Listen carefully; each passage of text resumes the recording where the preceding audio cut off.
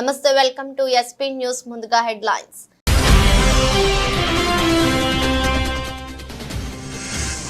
Paris Paralympics పతక విజేతలతో ప్రధాని మోదీ భేటీ. జ్యూవెలిన్ thrower Navdeep Singh ను కలిసిన సమయంలో ఆసక్తికర సన్నివేశం.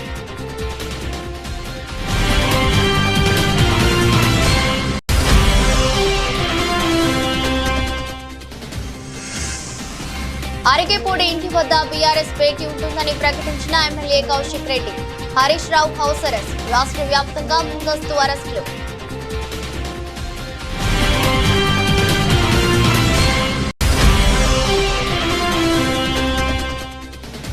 రాహుల్ గాంధీ దేశాన్ని వదిలి వెళ్లిపోవాలని కేంద్ర సహాయ మంత్రి బండి సంజయ్ డిమాండ్. రాహుల్ గాంధీ మాట్లాడే మాటలను సంఘ విద్రోహ శక్తులు సమర్థిస్తుంటాయన్న బీజేపీ నేత.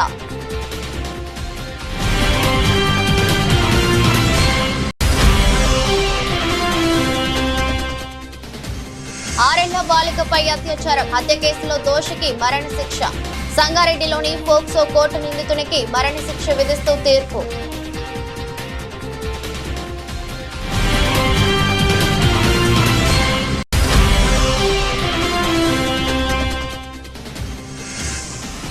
అనంతపురంలో ఇషాన్ కిషన్ తులీప్ ట్రోఫీలో సర్ప్రైజ్ ఎంట్రీ.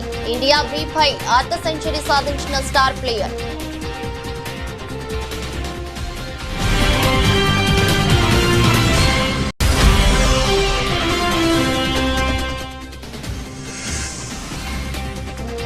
నష్టాల్లో మొదలైన దేశీయ స్టాక్ మార్కెట్లు. ఎఫ్ఎంసీజీ, ఎనర్జీ షేర్లలో నష్టాలతో మార్కెట్ల పతనం.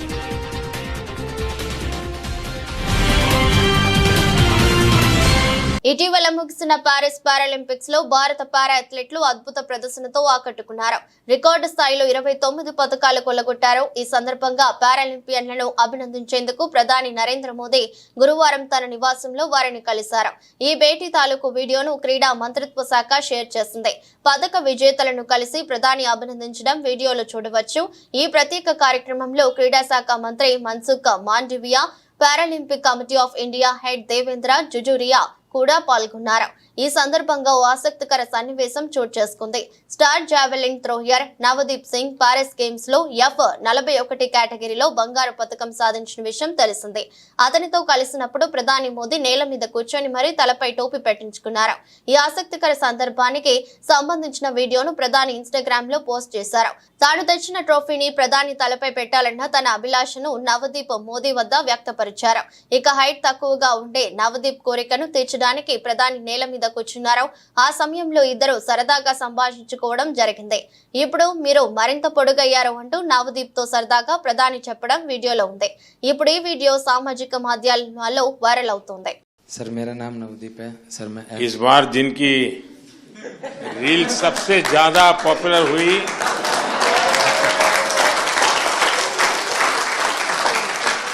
एक आप है, दूसरा शीतल है। सर मैं F41 कैटेगरी में जेवलिन थ्रो करता हूं सर। दूसरी बार पैरालंपिक पार्टिसिपेट कर रहा हूं सर। मेरा इवेंट है ना सबसे लास्ट दिन था सर, और मैं तकरीबन 21 तारीख को चला गया था सर उधर। तो जैसे ही मेडल आने शुरू हुए ना सर, तो एक मन में घबराहट होनी शुरू हो गई थी कि सबके आ रहे, मेरा क्या होगा। तो सर पर फिर भी सर जैसे सीनियर एथलीट्स थे सर, जैसे सुमित भाई था, अजीत भाई साहब थे, संदीप भाई साहब थे, देवेंद्र सर थे, सबसे सर एक एक दिन मिलके सर एक्सपीरियंस गेन किया सर कि आप कैसा फील करते हो, मेरे को क्या करना चाहिए। और सर एंड तक आते आते सर मैं बिल्कुल फ्री माइंड होके खेलने का। वाह।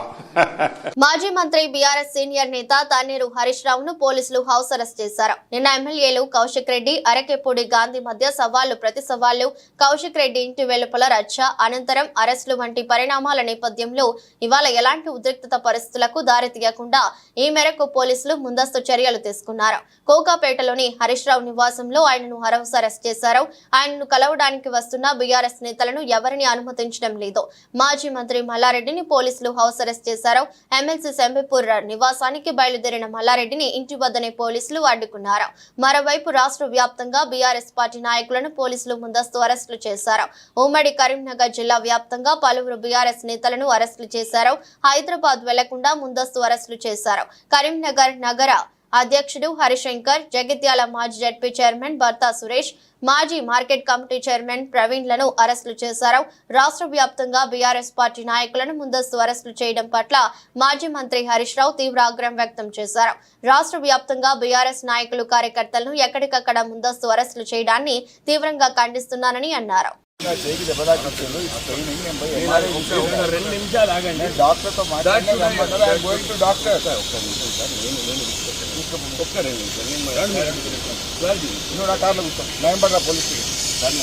మీరు కావాలని నేను తీసుకెళ్తా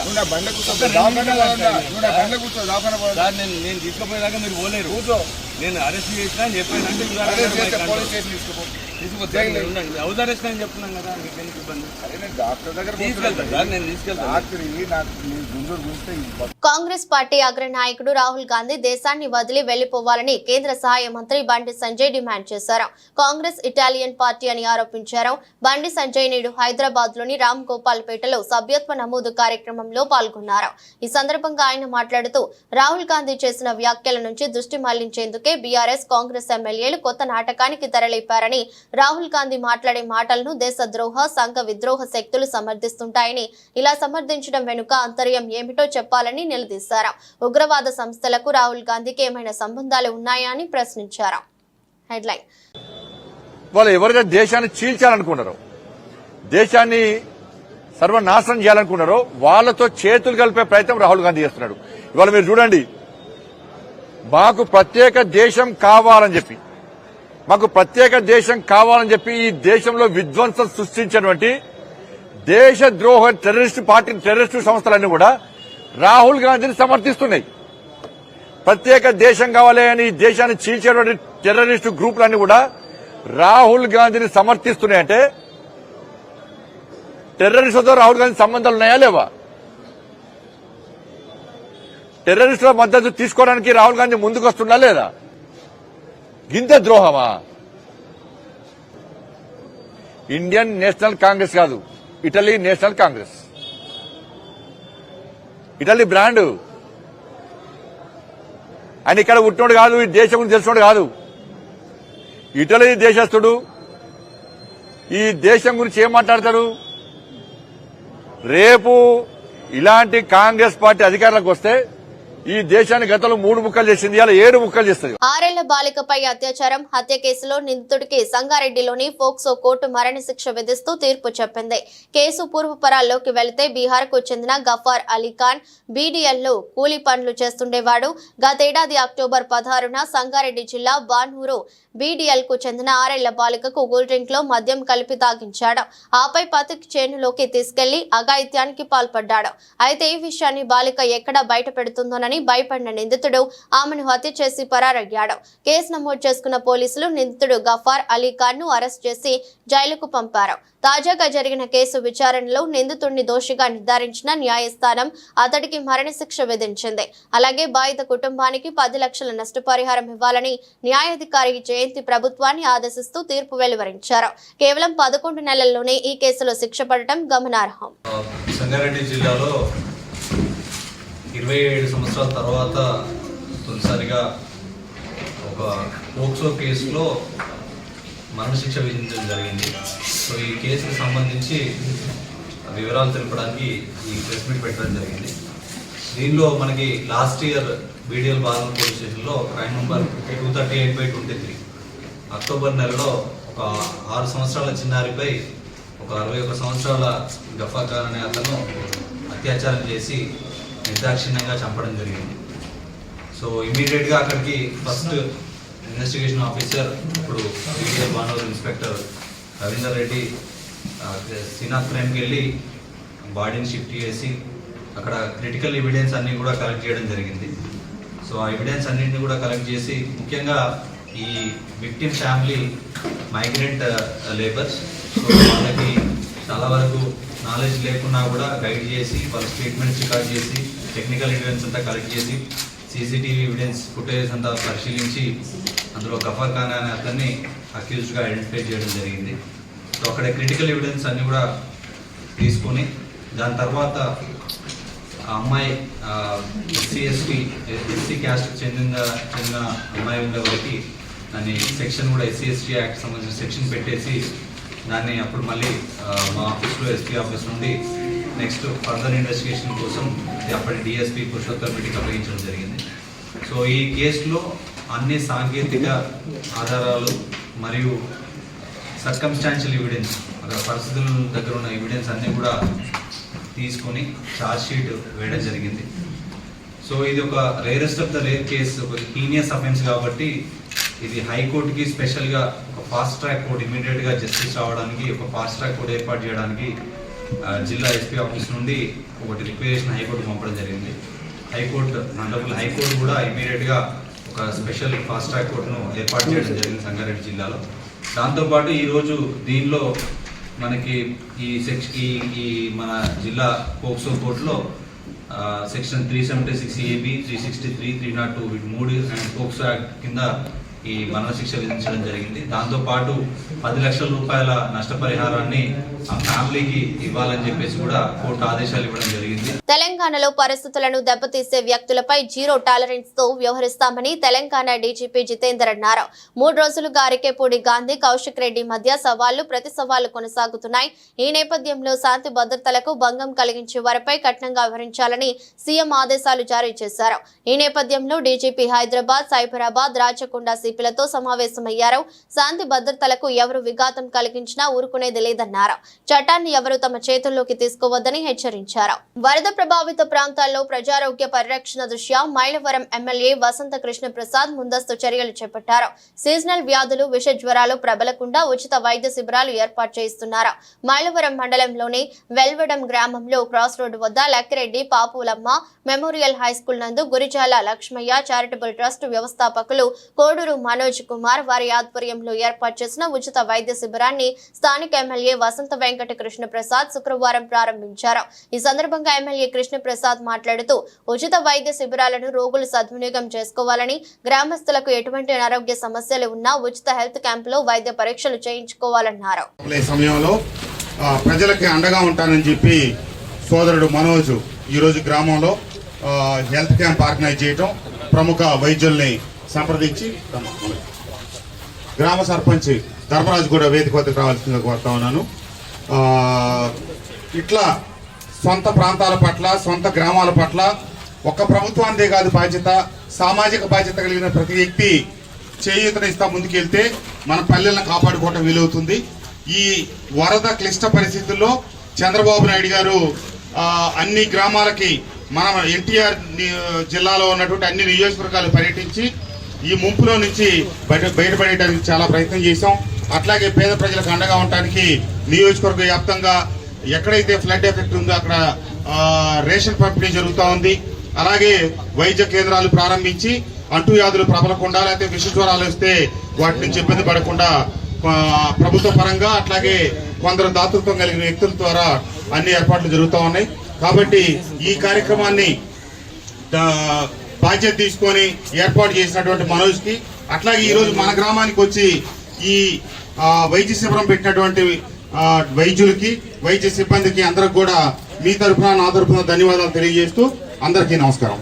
జాతీయ న్యాయ సేవాధికార సంస్థ ఢిల్లీ, తెలంగాణ, హైదరాబాద్ న్యాయ సేవాధికార సంస్థల ఆదేశానుసారం ఈ నెల 28న జాతీయ లోక్ అదాలత్ ను ప్రజలు సద్వినియోగం చేసుకోవాలని సంస్థ చైర్మన్ ప్రధాన న్యాయమూర్తి వి బాలభాస్కర్ రావు కోరారు. ఈ సందర్భంగా న్యాయ సేవాధికార సంస్థ మేడ్చల్ మల్కాజిగిరి జిల్లా director secretary D Kiran Kumar మాట్లాడుతూ రాజీ మార్గమే రాజ్య మార్గం అని అన్నారు. జిల్లాలోని అన్ని కోర్టు భవన సముదాయాలలో జాతీయ లోక్ అదాలత్ ను సెప్టెంబర్ 28న నిర్వహించడం జరుగుతుందని, ఈ సందర్భంగా ప్రజలు పట్టుదలకు పోకుండా రాజీ మార్గంలో తమ కేసులను పరిష్కరించుకోవాలని కోరారు. సెప్టెంబర్ 28 రోజున మేడ్చల్ మల్కాజ్గిరి జిల్లాలోని అన్ని కోర్టుల్లో జాతీయ లోక్ అదాలత్ మేము నిర్వహించడం జరుగుతుంది. ఈ సందర్భంగా అన్ని రకాలైనటువంటి కేసులు, కుటుంబ తగాదా కేసులు, చెక్ బౌన్స్ కేసులు, మనీ రికవరీ కేసులు, ఇంకా ఆస్తి సంబంధించినటువంటి కేసుల్ని పరిష్కరించడం జరుగుతూ ఉంటుంది. జిల్లా వ్యాప్తంగా 23 జాతీయ లోక్ అదాలత్ బెంచ్ల్ని మేము ఏర్పాటు చేసి ఉన్నటువంటి కేసుల్ని పరిష్కరించడం కోసం ఏర్పాటు చేయడం జరుగుతుంది. ఈ సందర్భంగా కక్షిదారులందరూ ఈ అవకాశాన్ని వినియోగించుకోవాలని చెప్పేసి మేము అందరినీ రిక్వెస్ట్ చేస్తాం. కేసు వేసిన తర్వాత అది పూర్తిగా పరిష్కారం కావాలంటే కొన్ని సంవత్సరాల టైం పడుతుంది. కానీ రాజీ మార్గం ద్వారా ఇద్దరు పార్టీలు గెలిచడానికి అవకాశం ఉంటుంది. దాని ద్వారా ఆ కేసు సత్వరమైనటువంటి పరిష్కారం ఉంచి అందరికీ న్యాయం జరుగుతుంది, అందరూ ప్రశాంతంగా జీవనం సాగించడం కోసం ఈ అవకాశం ఉంటుంది. కాబట్టి అందరి అవకాశాన్ని సద్వినియోగం చేసుకోవాలని చెప్పేసి కోరుకుంటాం. ఎమ్మెల్యే గాంధీ నివాసానికి ఖైరతాబాద్ ఎమ్మెల్యే దానం నాగేందర్ వెళ్లారు. ఆంధ్ర వాళ్ళు ఓట్లు డబ్బులు మాత్రమే బీఆర్ఎస్ కు కావాలని, అక్కడి వారితో వ్యాపారాలు కావాలని కాంగ్రెస్ ఎమ్మెల్యే దానం నాగేందర్ పేర్కొన్నారు. కౌశిక్ రెడ్డి ఆంధ్ర వ్యాఖ్యలు బీఆర్ఎస్ పార్టీవా వ్యక్తిగతమా అని ప్రశ్నించారు. కౌశిక్ రెడ్డి కామెంట్స్ పై బీఆర్ఎస్ నాయకత్వం సమాధానం చెప్పాలన్నారు. వ్యక్తిగతమైతే కౌశిక్ రెడ్డిని బీఆర్ఎస్ నుంచి సస్పెండ్ చేయాలన్నారు. గతంలో మహిళా గవర్నర్ ను కించపరిచిన చరిత్ర కౌశిక్ రెడ్డికి ఉందన్నారు. గాజులు వేసుకునే మహిళల శక్తి ఏంటో కౌశిక్ రెడ్డికి చూపిస్తామని, కాంగ్రెస్ కు ఇవ్వాల్సిన పీఏసీ పదవిని గతంలో అక్బరుద్దీన్ కు ఎదిగించారని దానం నాగేందర్ ప్రశ్నించారు. మేము జవాబు చెబితే బీఆర్ఎస్ వాళ్ళు తట్టుకోలేరన్నారు. ఇవన్నీ చేసుకుంటూనే ఇక్కడ వరకు వచ్చామని తెలిపారు.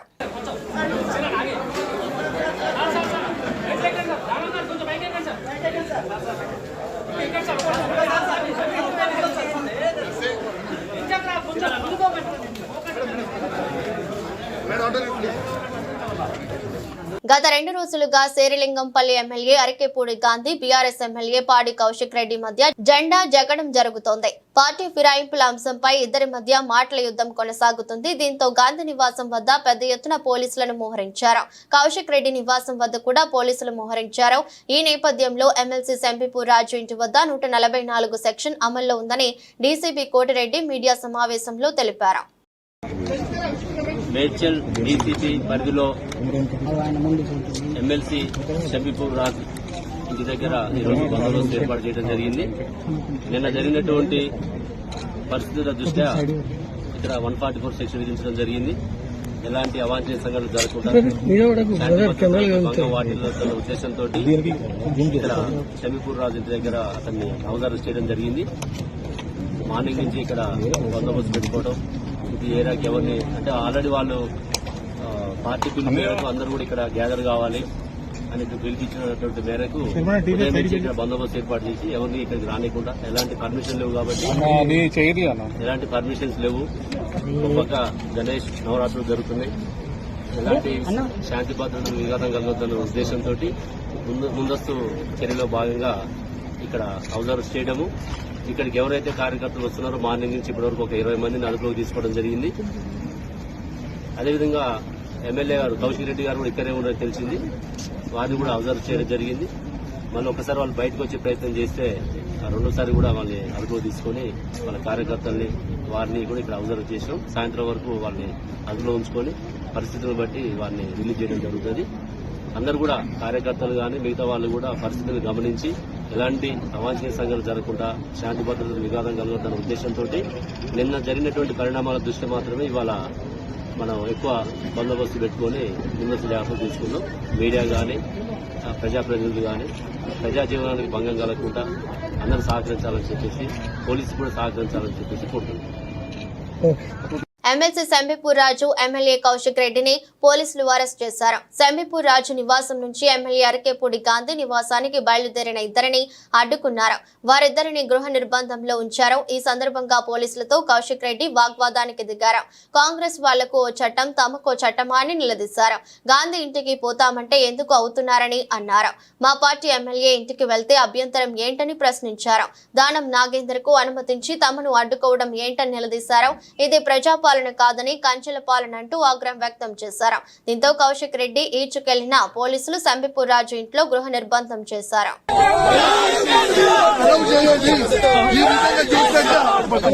ఈ విధంగా మీరు నూకితే, ఈ విధంగా మీరు చేస్తే ప్రజాపాలన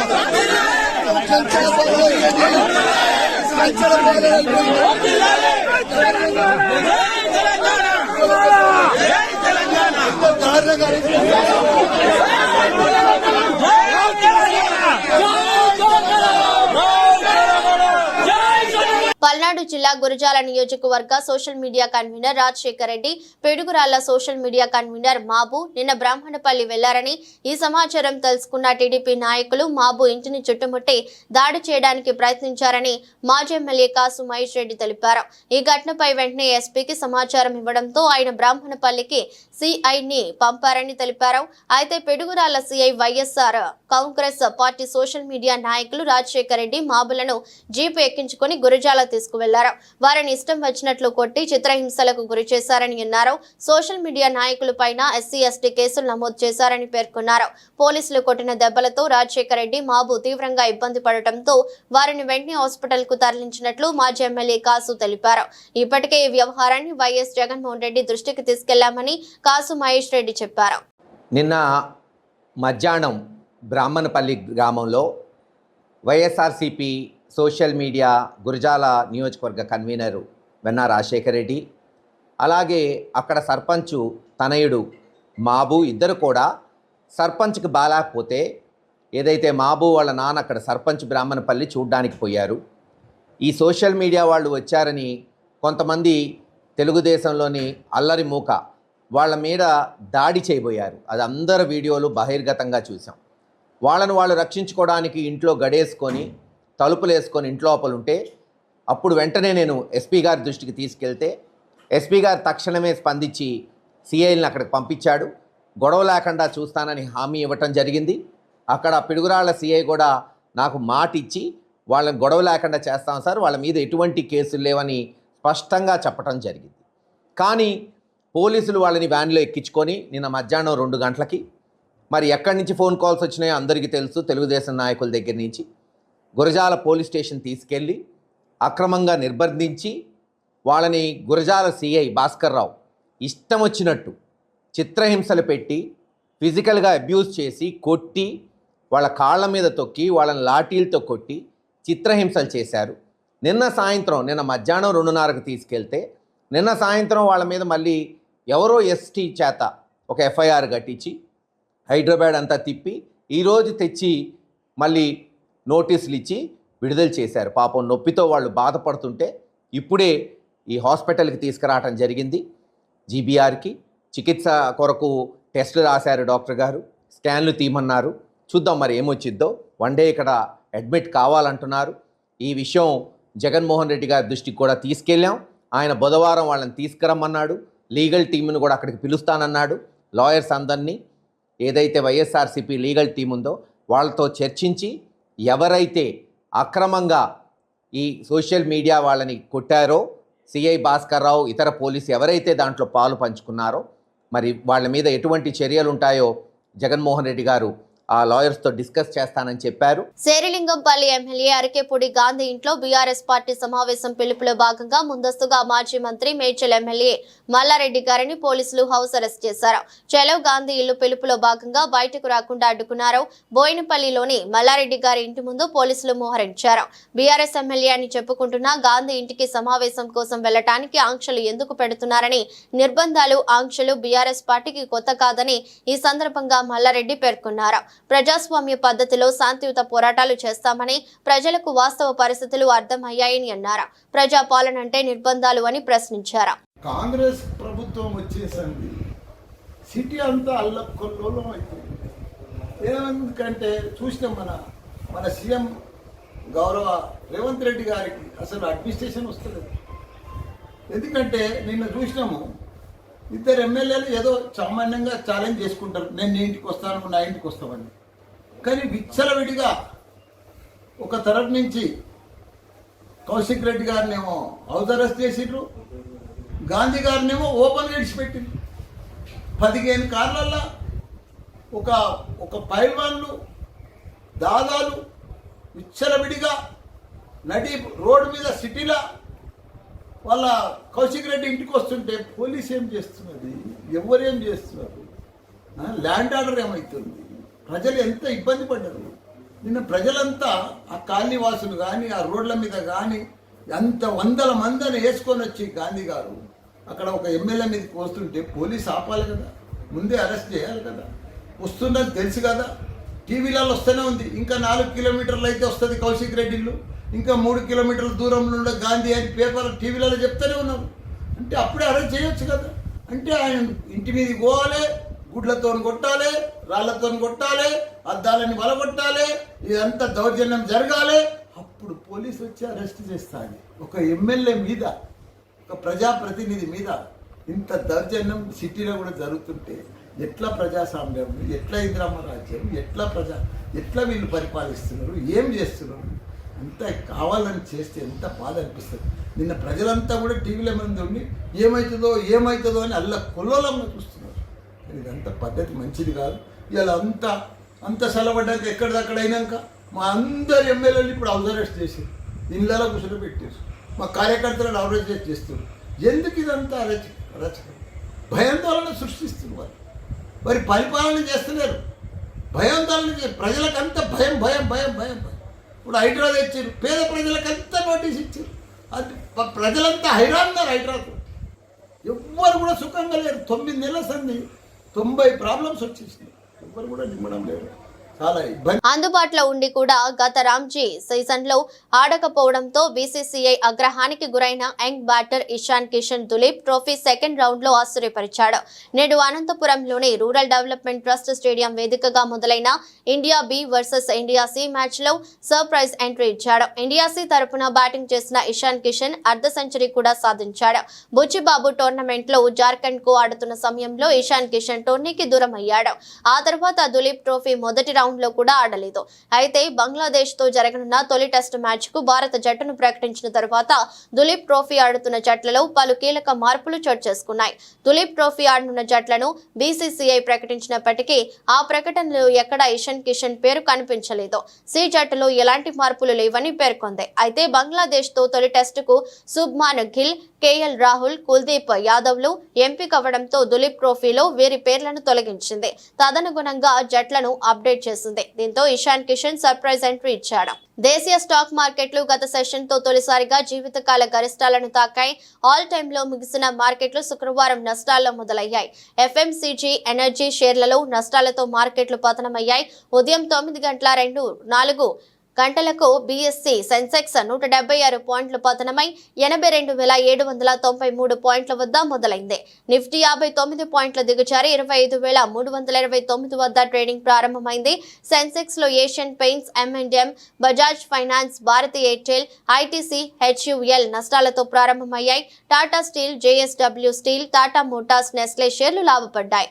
సెక్టోరల్ ఫ్రంట్ లో ఎఫ్ఎంసీజీ తగ్గాయి. Financial services, pharma, health care, oil, gas సూచీలు సైతం నష్టాల్లో ప్రారంభమయ్యాయి.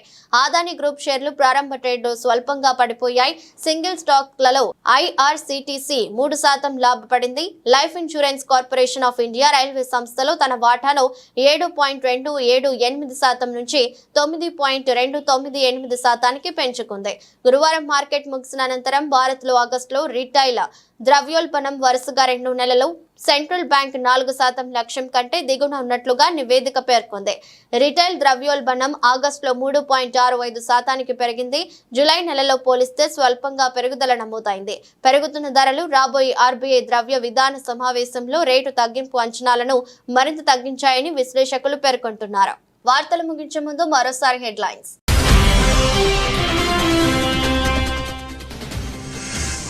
ప్యారిస్ పారాలింపిక్స్ పతక విజేతలతో ప్రధాని మోదీ భేటీ.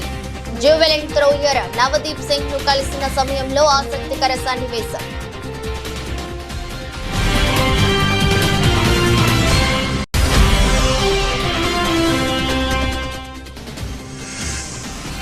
అరిగేపూడి ఇంటి వద్ద బీఆర్ఎస్ భేటీ ఉంటుందని ప్రకటించిన ఎమ్మెల్యే కౌశిక్ రెడ్డి.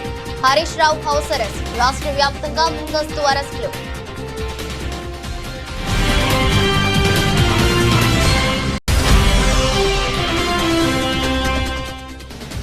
రాహుల్ గాంధీ దేశాన్ని వదిలి వెళ్లిపోవాలని కేంద్ర సహాయ మంత్రి బండి సంజయ్ డిమాండ్. రాహుల్ గాంధీ మాట్లాడే మాటలను సంఘ విద్రోహ శక్తులు సమర్థిస్తుంటాయన్న బీజేపీ నేత.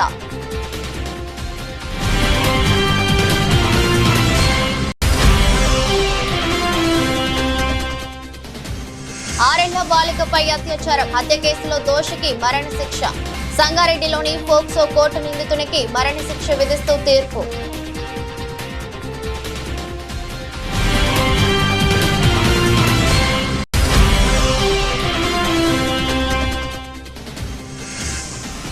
అనంతపురంలో ఇషాన్ కిషన్ తులీప్ ట్రోఫీలో సర్ప్రైజ్ ఎంట్రీ. ఇండియా B పై అర్ధ సెంచరీ సాధించిన స్టార్ ప్లేయర్.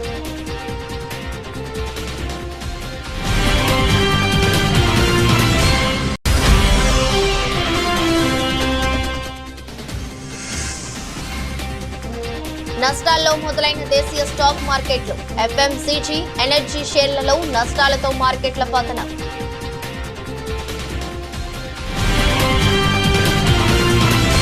ఇది రోజు బులెటిన్. మరో బులెటిన్లో మళ్ళీ కలుద్దాం. అంతవరకు సెలవు. నమస్కారం.